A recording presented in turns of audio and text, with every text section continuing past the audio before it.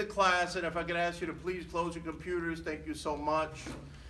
If you're not familiar with me, my name is Israel Vasquetelle, and I am a department chair with the Entertainment and the Music Business Programs here at Full Sail. And once again, thank you for all of your attendance and attention, and also thank you to the people that are joining us online. And we definitely want to encourage an opportunity for you to ask all of your questions, so please do not think twice about it. Don't be shy. If for some reason you are shy, you're welcome to log in to the Go to Training session. I've posted that on a bunch of different platforms, so hopefully you've seen it, including Connect. So if you get lost, just type in Durell on Connect, 2 L's, 1 R, and you'll see that. But definitely don't be timid, ask questions, and I guarantee you that by the time we're done, there's going to be plenty of value for you as a student,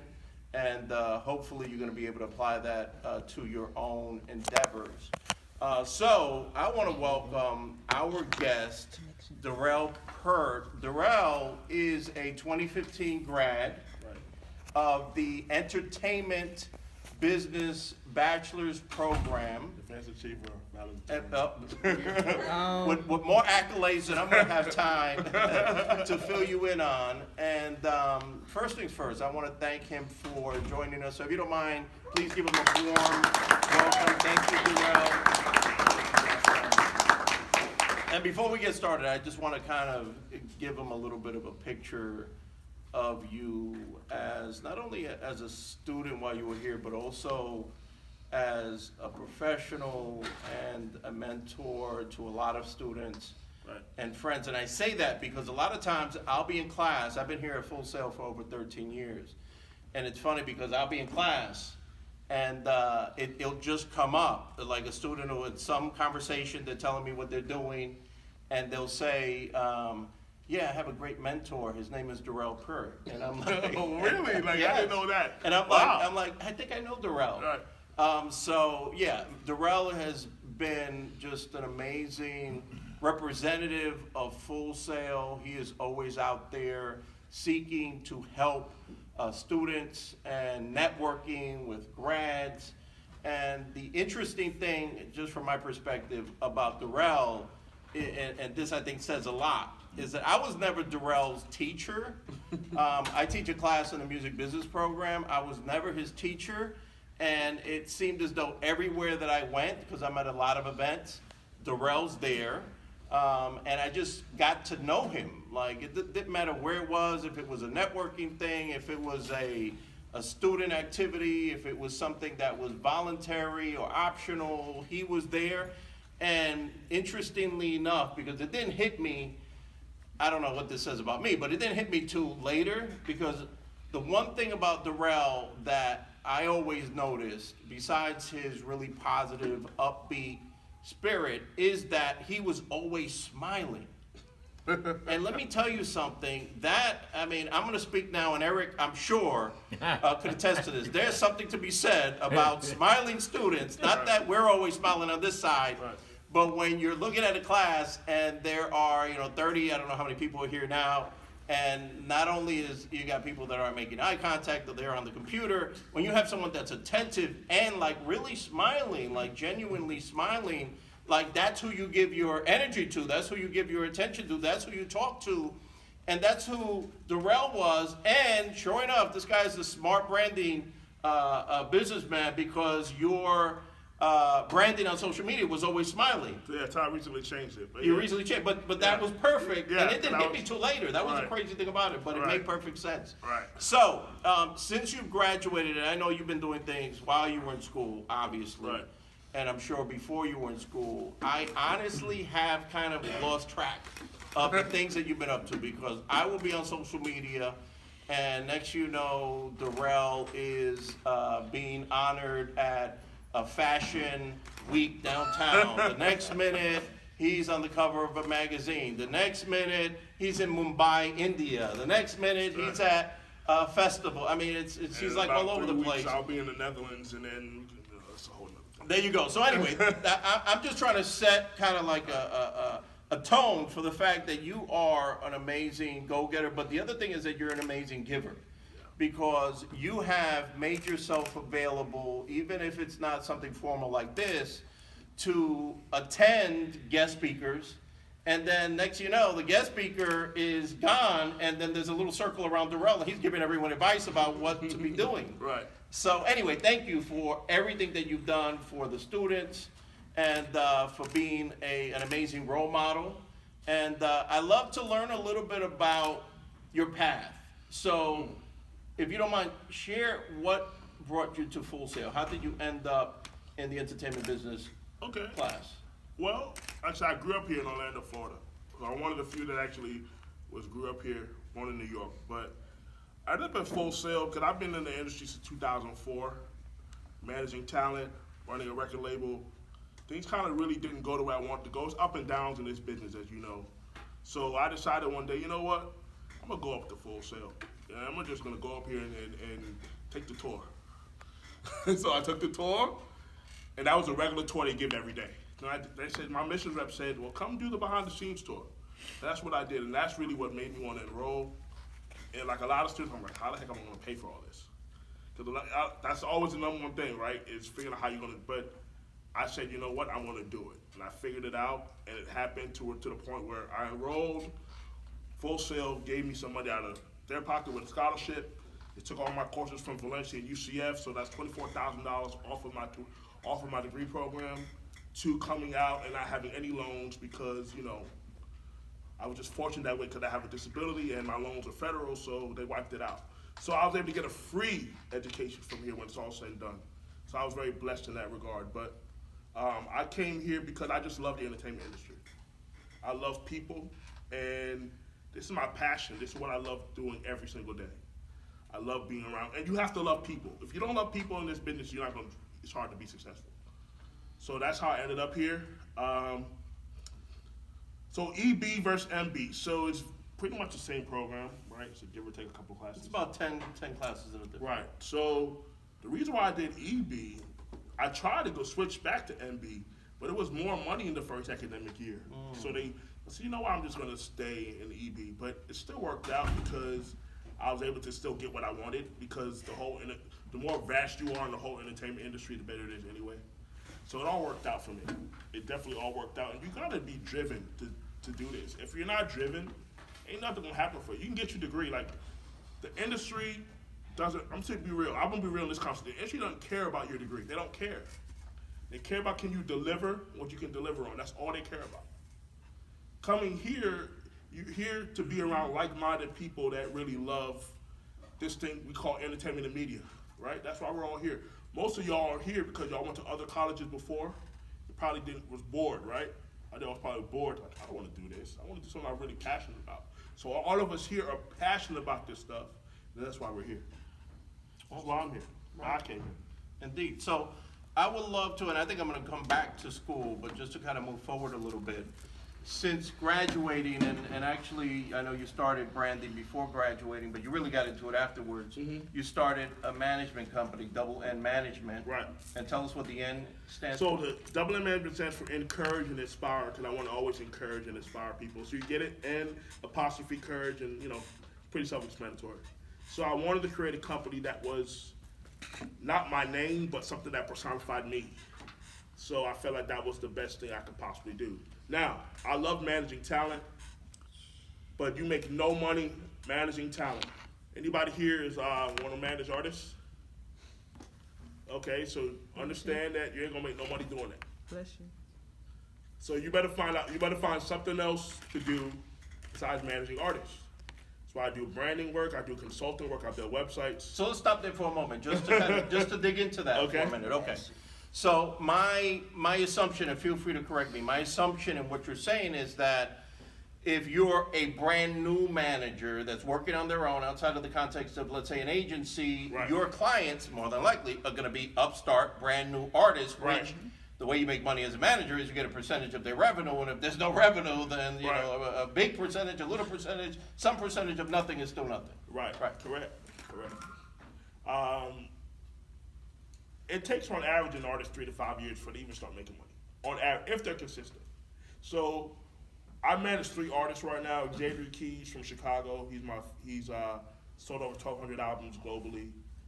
He's a special talent. Theo Lodge, who's a hip hop artist here in Central Florida, and then John Dominique, who's a pop top 40 artist based out in LA.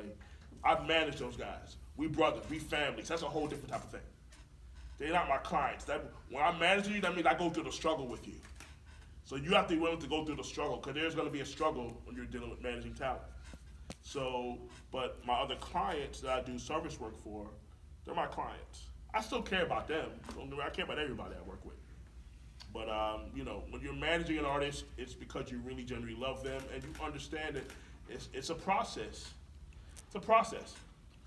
Did that answer the question? Yeah, we have a question online? Yeah, sure. How do you choose your talent, or does your talent find you? As far as my personal talent, or Folks you work You're with. artists. oh, I just have to be a fan of you. I mean, honestly, I just have to be a fan of who you are. I think that's the biggest thing. If you're not a fan of the people you work with, why are you working with them? That is a big deal, because at the end of the day, you have to eat, breathe, and not sleep Right. that person's world Right. to really understand them and really go to bat for them. And if it's somebody that you don't have really a strong belief in and can't stand, that's going to be a tough road to kind of go down, right? Right. Yeah, you have to believe in. 'Cause here's the thing. So when artists come to me, they want me to manage them off rip all the time. You know what I tell them? Heck no. I say no to everybody. In the case of Xavier Keys, he found me on my website and he sent me a message.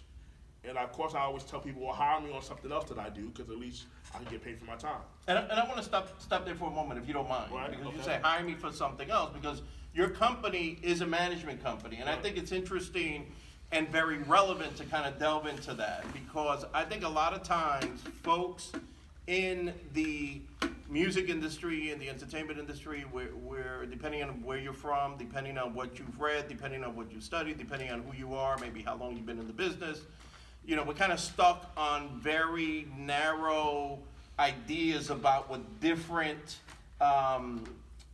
titles mean and Right. different businesses mean. And I Right. think the easiest way to kind of really break that idea, that misnomer that a manager does this, that a record label does this, is to look at the modern record label. The modern record label, once upon a time, the record label was specifically focused on the recording, on the record, Right.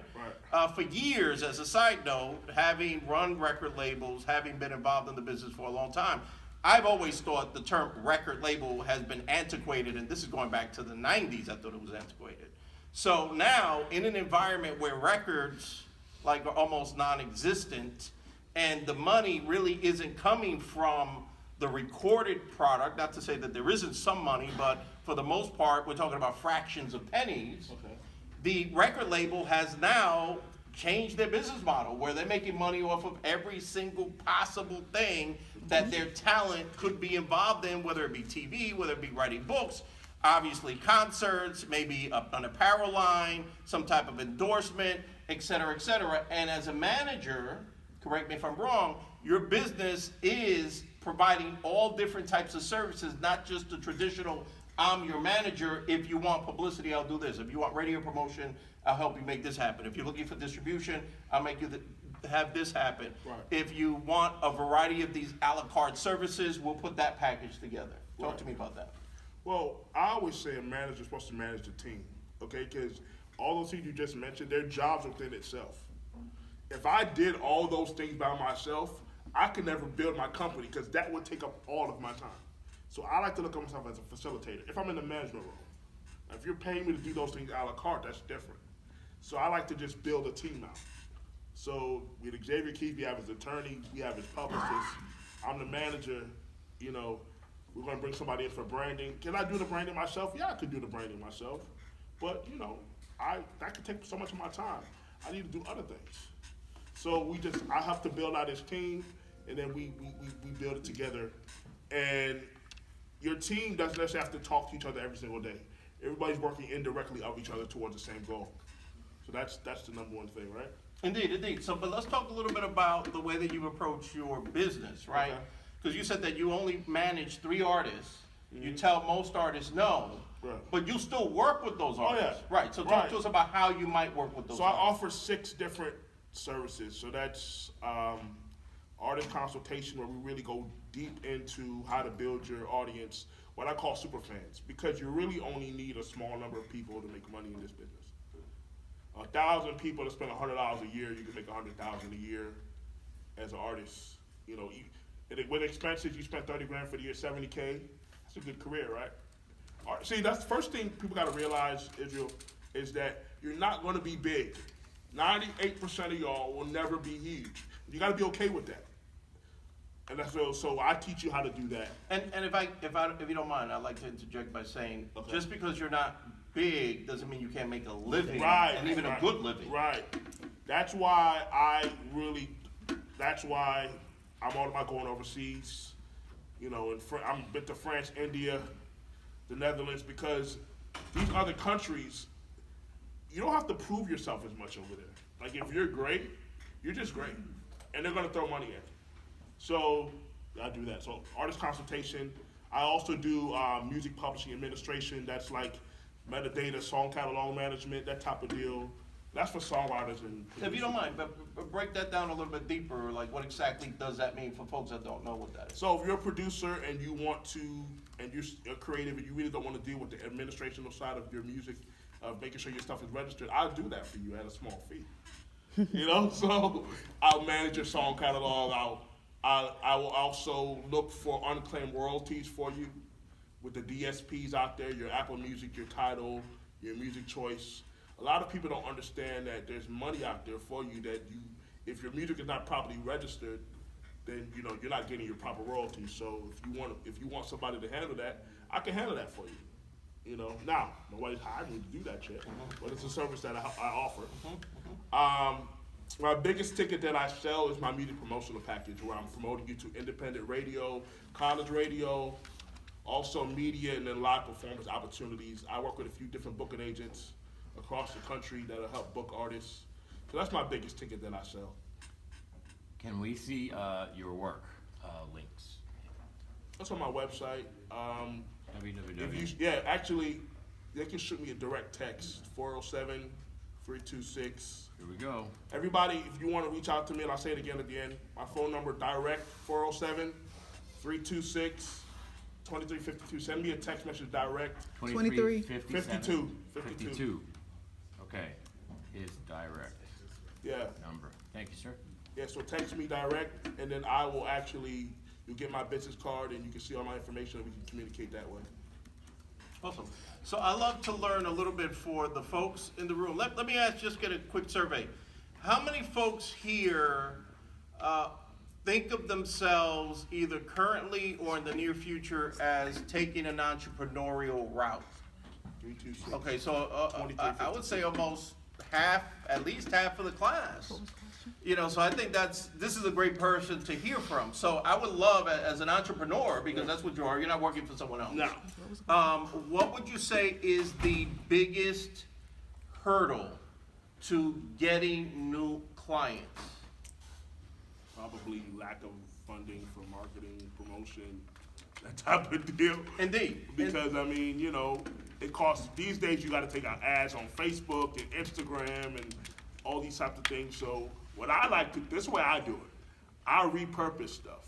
So something good will happen, I'll throw it on my social media. That's free marketing. So we call it guerrilla. Sure, let's do that. So that's what we do. So I usually do that, and that usually helps because people like to see you doing stuff. And at the end of the day, if you can back up what you say you can do, that's all people really care about. Like I said earlier, can you deliver? They don't really care about I tell people, don't chase a big name, because a big name most of the time isn't going to get you where you want to go. They got great resumes, but they don't care about you because you're not making money for them.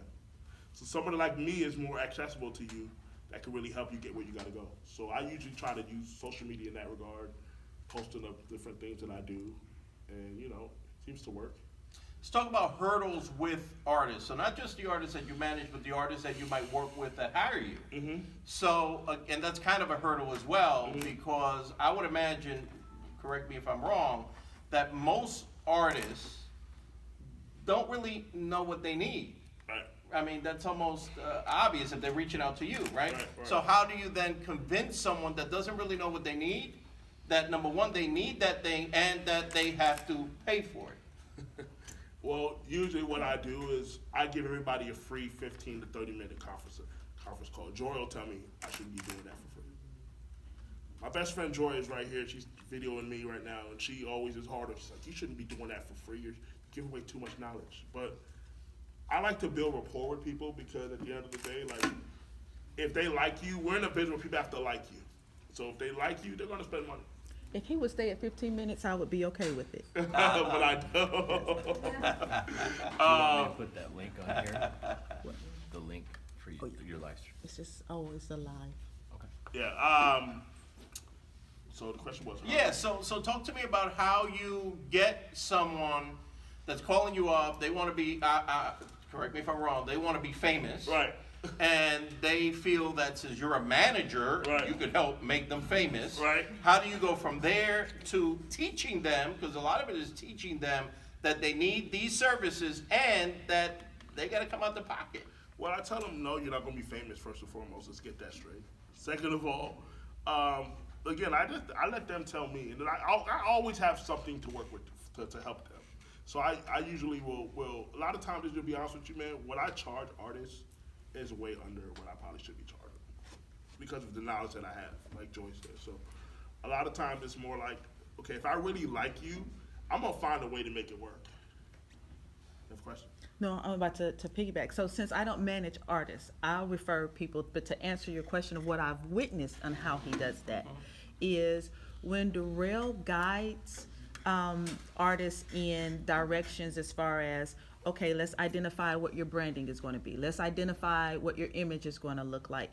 Some will come in thinking that they have it already figured out. Oh, I know who I am. But how he convinces them to go in another direction is by resource, reference. He gives them examples. He takes them down journeys and roads that does the opt-or. So, okay, we can take this journey, or we can take that journey and give them a visual view of what might end up at the end. So he really is a teacher in the process. So that kind of does a unique way that he does a transition around or a drive through as far as just his deliverable and Right. how he explains things to people. Right. So it's a matter of kind of helping them see the future through Right. different paths. Right. And understanding that, like you said earlier, you can build a career in this business, and it's possible. So I think a lot, again, everybody who wants to be an artist has a dream of being on the biggest stage. Everybody does. It's a natural. So, but I try to teach them the music business. The music business is very different from fame. Very few people who are famous have real money like that anyway. So, what do you want to be, a working artist or somebody who's famous? What's more valuable? What's more valuable, being a working artist or being famous? Okay. Exactly. But a lot of people don't want it. A lot of people, I want to be Rihanna and Beyonce. Guess what? We already have a Rihanna and Beyonce. They don't need you. Be you. And that's a great point. And I think that is for anyone that's working with an artist, or maybe you are an artist. I think, kind of looking at it from the perspective of, everybody wants to make money, right? So are you looking to build a solid career, Right. or are you playing lotto? Right. And a lot of artists, I think, are dreaming about lotto. Of course, because that's the glam. Like the glitz and the glam of, oh my gosh, Rihanna's doing this. Look, Rihanna came from a different time in the industry where machines are behind.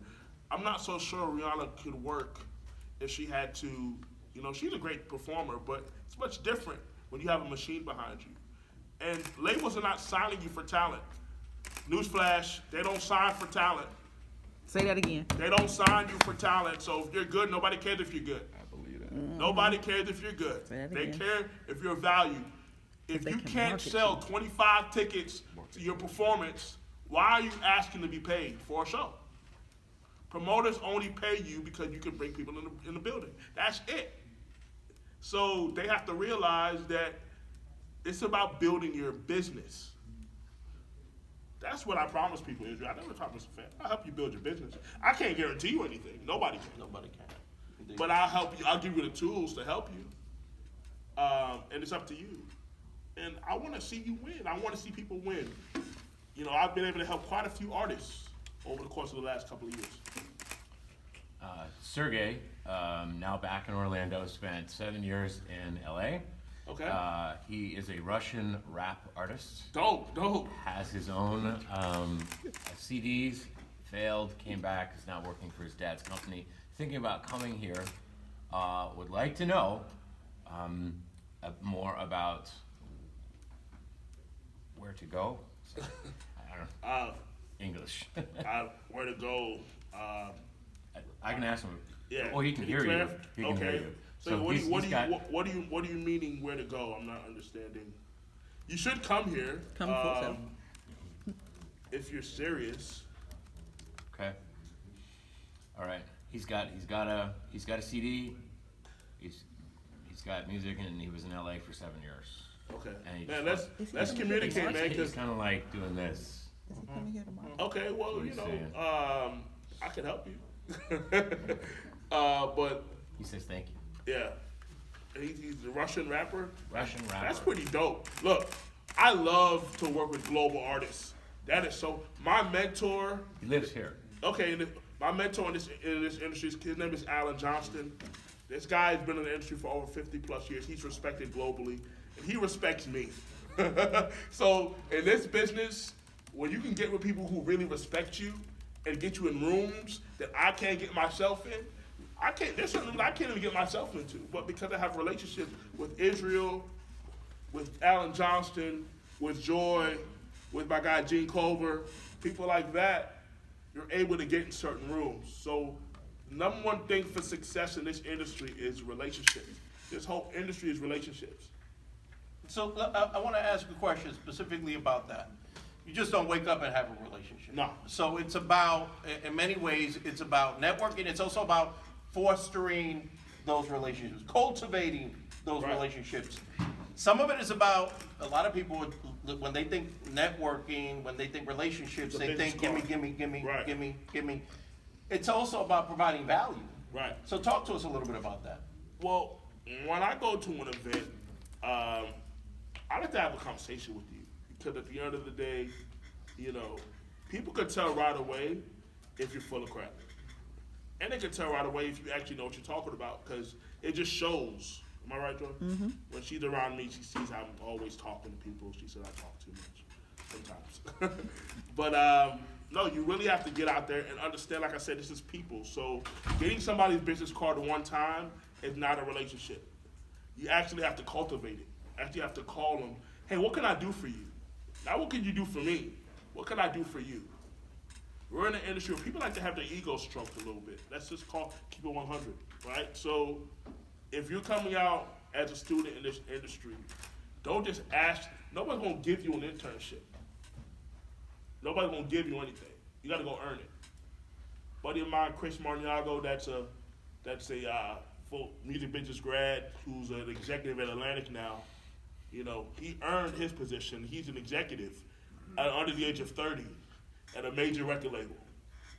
So, but he earned it, and he made himself valuable to Steve Robertson, who found Paramore and Shine, all those different types of bands like that. But you have to make yourself, like Leslie Brathwaite says, where they cannot not have you around.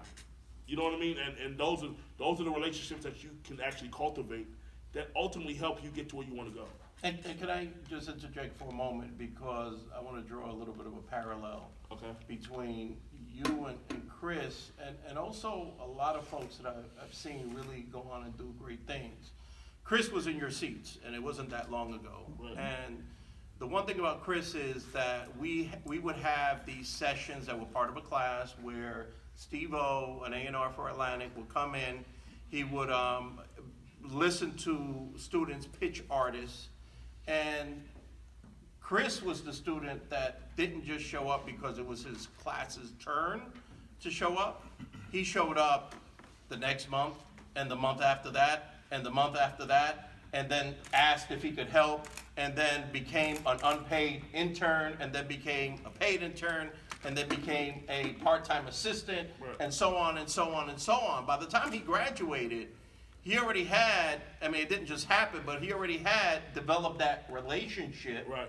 And that eventually led to an opportunity and then a bigger opportunity. And my point in saying that is that you have, as a student here, you really do have, whether you see it or not, you have a unique opportunity, and that opportunity is twofold. And I'm going to tell, well, it's probably more than that, but I'm going to talk about two things in regards to relationships. Number one, first and foremost, the people sitting next to you. The people sitting next to you, you do not know what the person sitting next to you is going to be doing, where they're going to be, what part of the world they're going to be in, and how a relationship with them could maybe benefit both of you. And I know it's easy to kind of have tunnel vision when you're sitting in those seats and just think about, let's do this week, and I got to get it in before midnight, and I got to make sure that I'm showing up at integrative learning, et cetera, et cetera. But take advantage of the fact that you're in a unique position, and I'm sure everybody knows this, that unlike other places, a lot of the people sitting next to you aren't from here. And a lot of the people sitting next to you aren't going to stay here, meaning in this town, which means that they're going to be spread out. Talk about an amazing network out the gate that is spread out, possibly all over the world. Right. And then, not to mention, the other folks you come in contact with, not only your instructors, also, which by the way, have their hands in all kinds of industry activities, also guests. And it's always, I don't know, it's always sad to me to not see folks take advantage of that as much as they should. And I think some of it is just that you get caught up in this bubble of, okay, I gotta turn this assignment in. But I will tell you that I've seen plenty of students, I know some of them are in this room right now, like personally I'm looking at some of them, that have your approach, that have that understanding that this is really an ultimate network, that your teachers are a network, that the guests are a network, and that you want to be part of their network, and you're going to cultivate those relationships. Exactly. Relationships is everything. I mean, I've done what I've been able to do. I told a story real quick. Ashish Manchanda, who's in the Full Sail Hall of Fame here, the class of 2015. So, I started here in 2013. I've seen Ashish speak on many panels here. I had to go to France to actually meet him and have a relationship.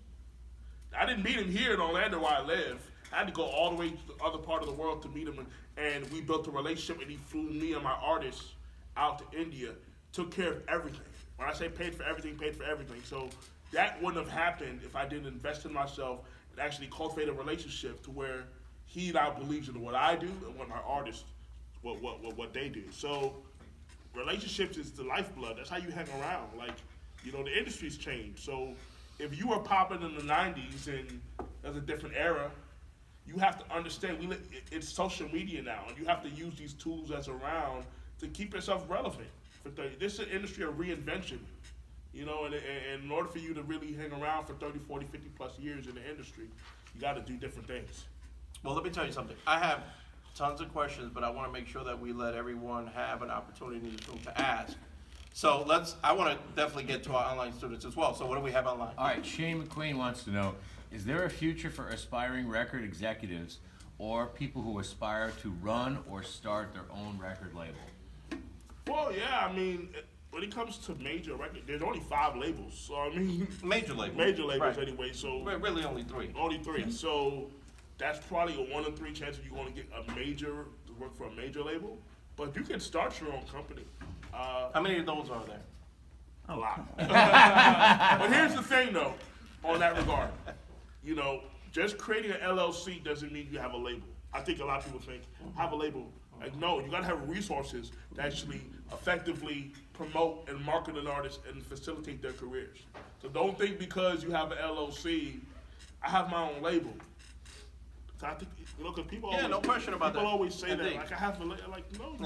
And that, as a side note, for the person that asked that, Shane. I think, Shane, that's something that I think that could be, I mean, that's a whole class, but that could be a discussion in and of Right. itself. But I would like to say that at the end of the day, you know, I think it's a beautiful thing about where we are now. Once upon a time, if you try to start a label, the barriers to entry So high. were immense because there was basically commercial radio. Anybody that you mentioned Rihanna, there's an article, Google it, about Rihanna. I think it was diamonds, what it cost to break the record Oh, to yeah. radio. Yes. Not to promote her, not to brand her, to break that record. The single to radio was $1 million plus. That's about right. Once upon a time, those were the barriers. To get on radio, you had to have deep pockets. Number two, to get into retail, you had to have deep pockets. Making these discs that then have to be moved to retail around the planet costs a lot of money. And by the way, if you don't have the marketing dollars, radio, to get people to know what it is, then why do it? Because they're just coming back.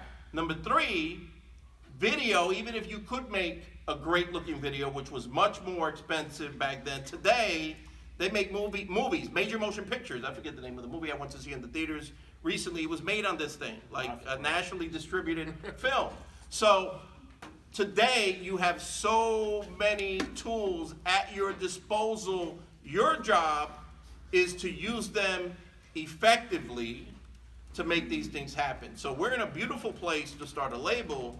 Just realize it's not the label of your, meaning back in the day, it's the label today. Other questions? Yeah. How often do you get artists that come to you that actually don't want to be famous, but rather they like not Beyonce or Rihanna famous? Right. Their goal is just to be on a stage and be able to touch lives with their music. I love that. That's the artist I want to work with. That's who I love to work with. Because they have a reality. They already understand. They're not in this for the money. They're not in this for the fame. There's a young lady that Joy and I are working with, Kristen Warren, who I happen to find at the sound bar, formerly called the back booth here locally. And she was on the stage performing. I didn't know who she was. When I saw her perform, I stopped her. I said, look, I want to help you. Because the world needs to see you. I stopped her. And so I actually booked her for shows. She's still not officially my client. She's a friend.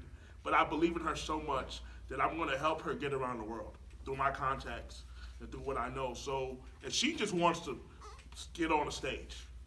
And once I actually teach her the business of how to monetize this thing, the world will love her. So you're exactly right. Those are the artists that I want to work with. People like that, because they already understand it. They know they're probably not going to be at that big, huge level, but they don't want to be. Because honestly, fame is too much work for me. Does that sound like fun? It doesn't sound like fun to me, does it? Does it sound like fun to you? I don't want people following me with cameras. Exactly. So, yeah. Yeah, in the back.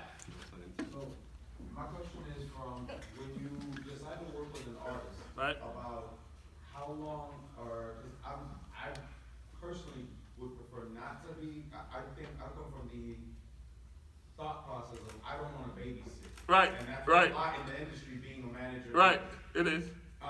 So when you start to work with an artist, about how long do you give yourself? You give it a 90-day, you give it a 60-day, because you don't want to come in and do too much work, actually put them in a better place, and then it's like, oh, thank you, but now I can go to a manager who can maybe push me up to a higher level based on the work you did.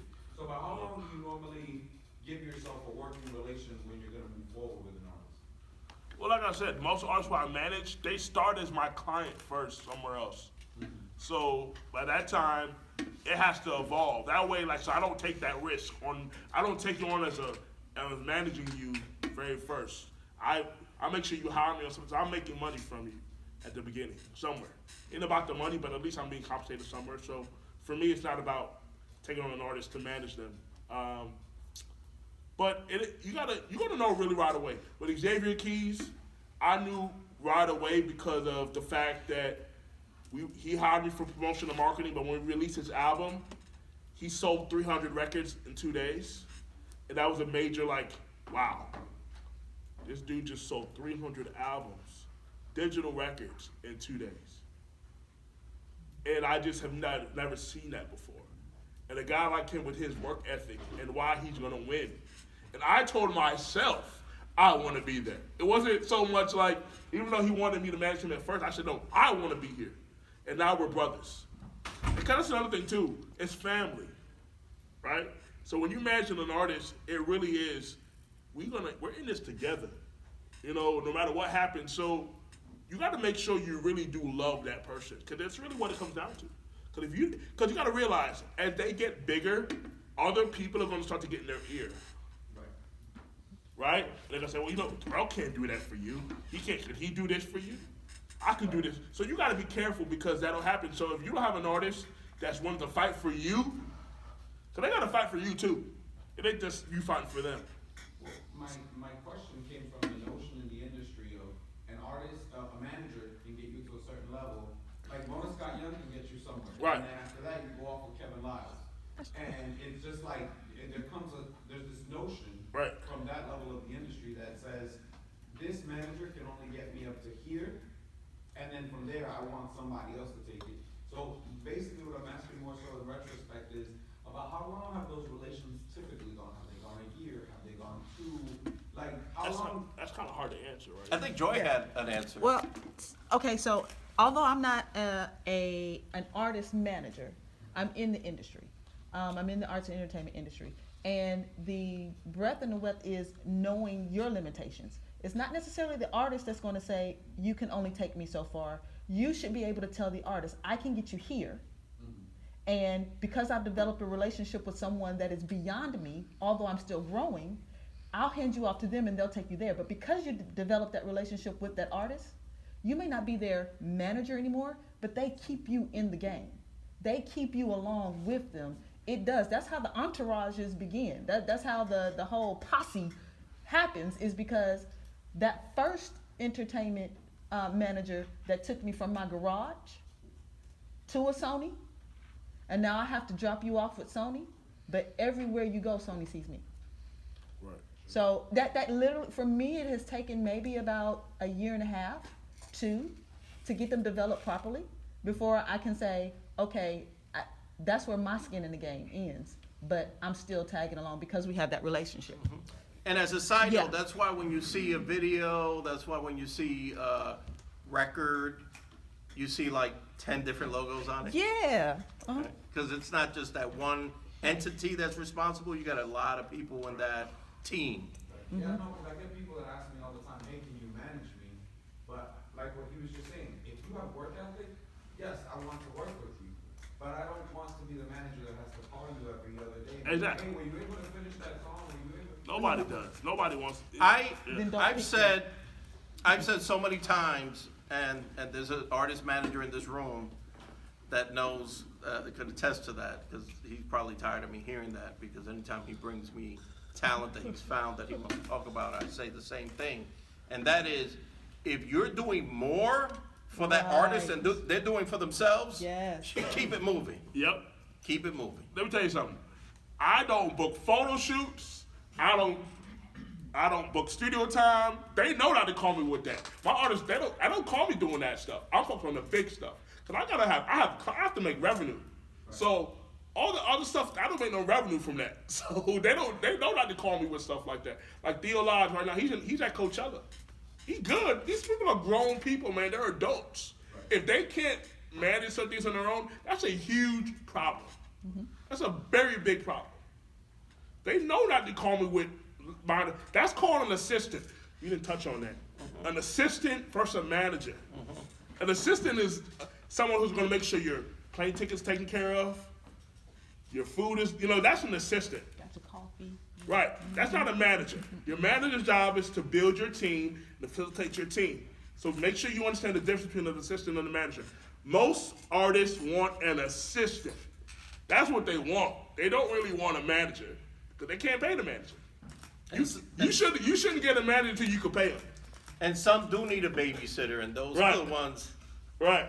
that you need to stay away from. Yes, in the back. I'd like to know what kind of obstacles do you have to face in order to create a company? And You stand up, please. Yeah. I was asking what kind of obstacles did you have to face in order to create a company? And also, knowing that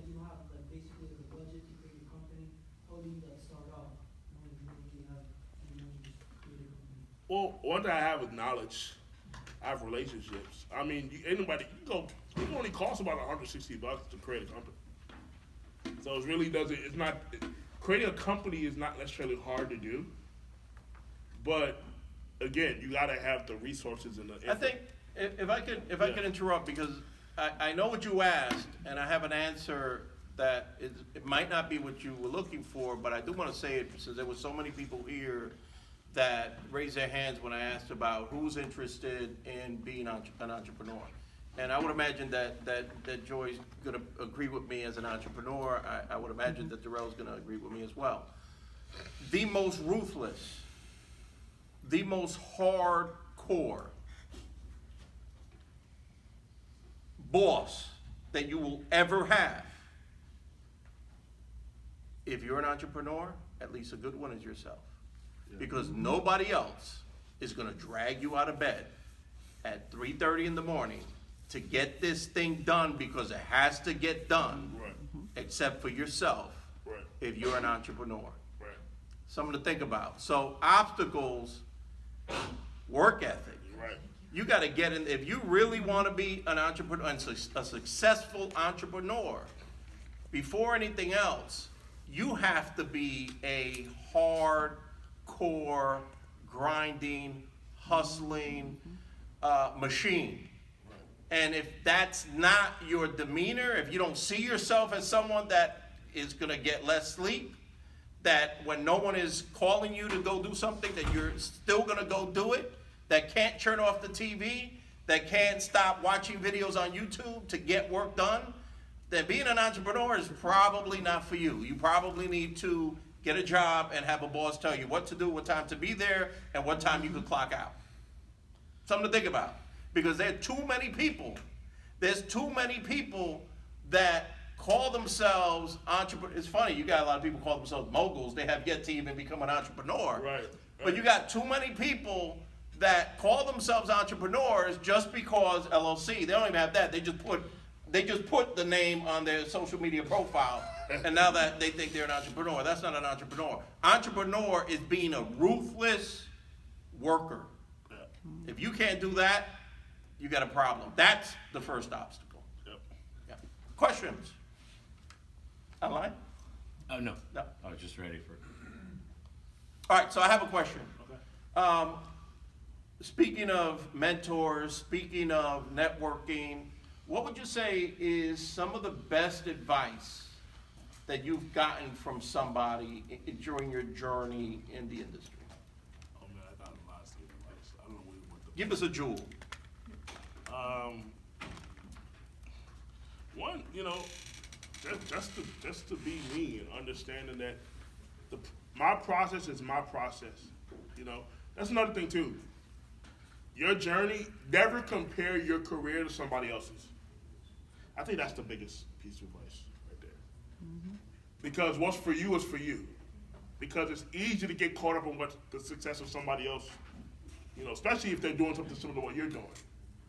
It took me 14 plus years to get here,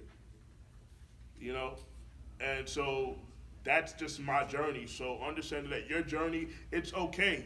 Trust your process, you will get there. If you're consistent enough, you will get there. People quit, and before their blessings come.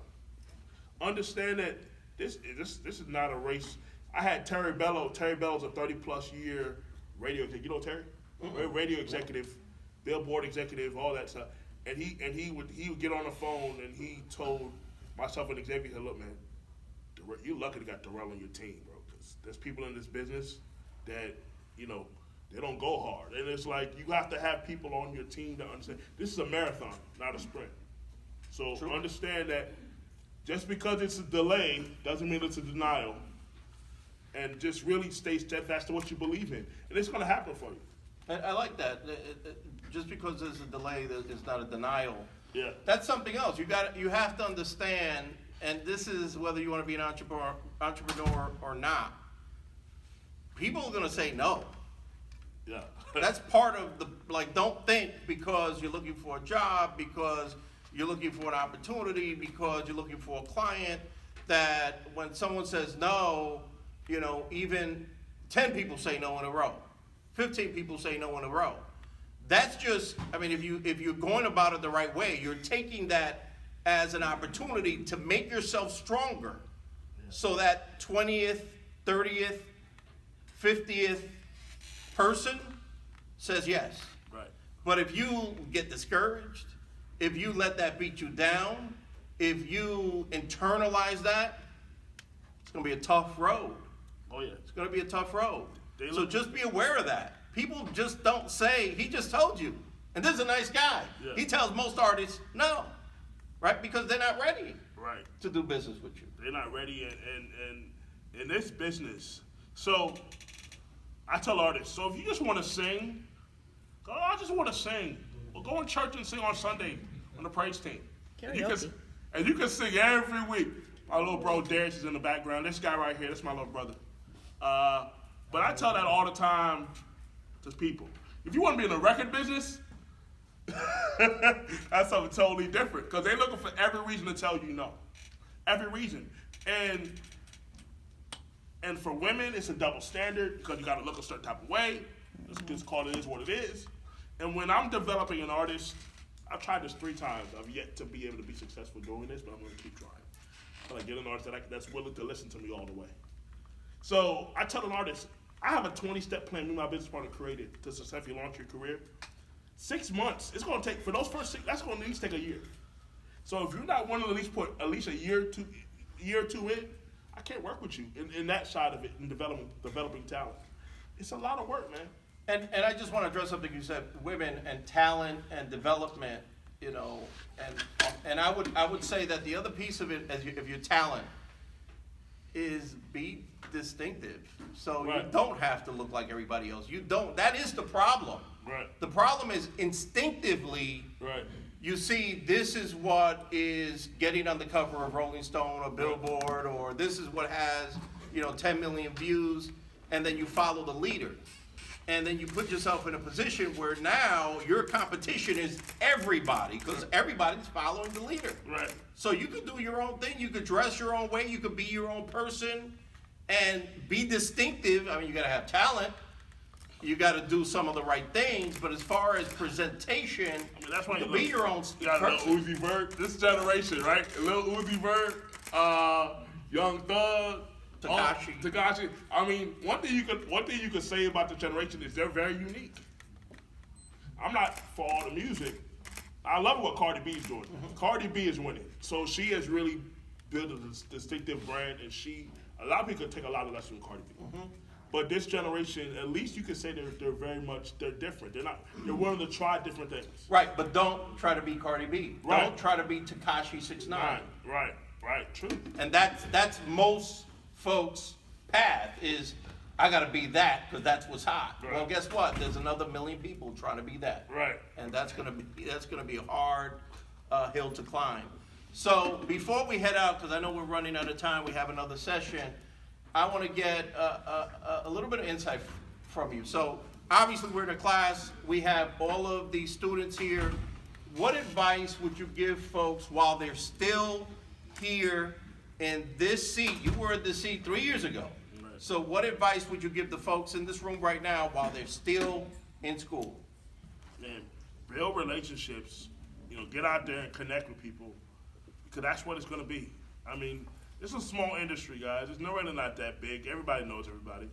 You start going to these conferences, they recognize you. Oh, you were here last year. Oh, you were here the year before. So understand that people is your currency. Your contact is your currency. Really, really, really hone in on that, and you'll be all right. Again, it's not going to happen overnight. It's not going to happen overnight. So that's the biggest thing, too. Stay steadfast to what you believe in, and it's possible. And connect with me, and I love to help people. So. And that definitely is true. Right.